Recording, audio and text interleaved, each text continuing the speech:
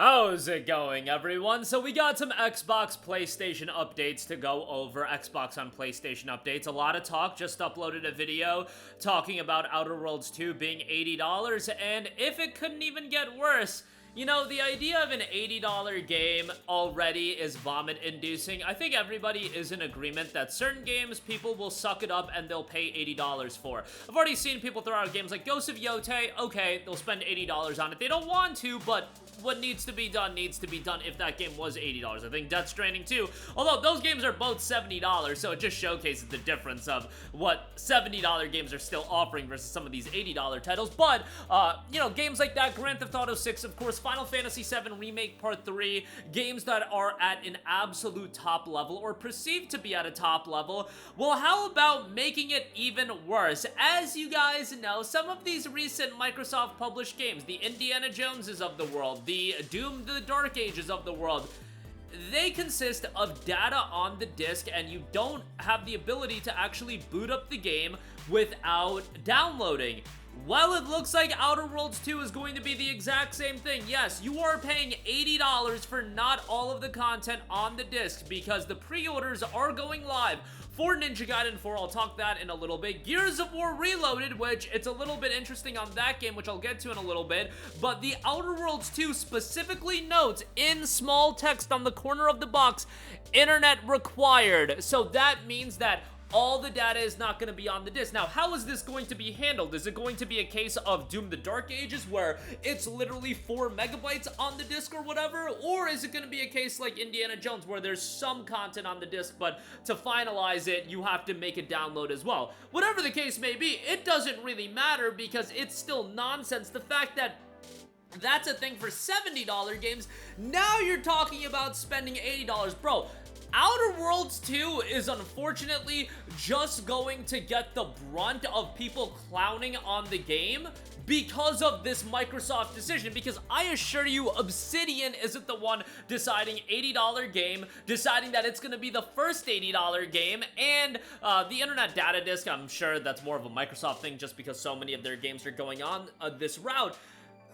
Honestly, it's such an issue of lowering the perception of the value of buying games standalone as much as you can. Okay, you're willing to spend $80, you're getting scammed on the fact that it's an $80 game, you could go sign up to Game Pass. Okay, but you want to go and go ahead and spend that $80 if you buy a physical copy? You're not going to get a full copy of the game on the disc, you're getting a partial copy of the game. I really do feel like it's a strategy for Microsoft to lessen the value of buying games standalone so they can incentivize you signing up to Game Pass, because this is just extreme. And again, I kind of feel bad for Obsidian because now everybody's just clowning on Outer Worlds, and a lot of people are of the mindset that, bro, like, of all games to do this with, Outer Worlds is not the one. And it's not a slight on Obsidian. Obsidian's a good little asset for Xbox. I think some of the hardcore Xbox guys talking about Obsidian being like, oh my god, Obsidian's so great, like, they're okay, bro. Grounded 2, I don't care about that game. I know some people like Grounded 1. I don't give a damn about Grounded 2, but again, that's a personal opinion. I think a lot of people don't give a crap about Grounded 2. Avowed was extremely mid. For all of the games coming out, Avowed is probably one of the most mid games I've ever played, and it's got decent combat. The story I thought was terrible. The characters I thought were terrible. Like, it's mid. It's so mediocre, and maybe you can make an argument that it's on the border of being good. And Outer Worlds 1, I thought was an okay game. I didn't think it was a great blowaway game.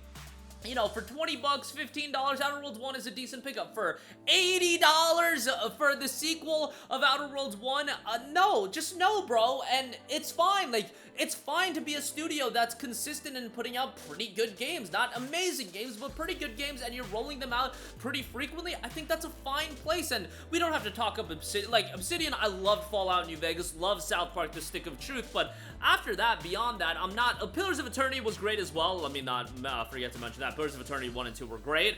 Since then, you know, Outer Worlds 1 I thought was pretty good. Avowed I thought was mediocre. Grounded, I don't give a crap about. Pentiment was a really cool game. It's not like a big budget title, but it's a really cool game. They have depth in the sense of their output has depth to it. They put out a consistent amount of games. And look at a lot of these other studios.